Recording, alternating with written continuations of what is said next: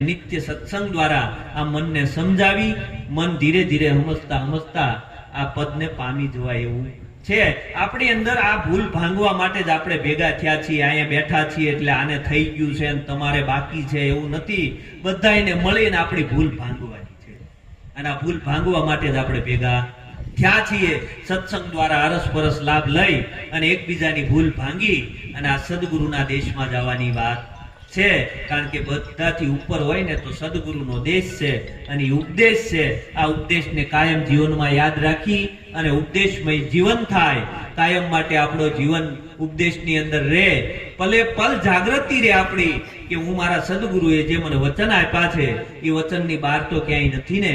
આવો જો ધીરે ધીરે જીવનમાં થશે ને તો જાગૃતિ આવશે અને આવશે.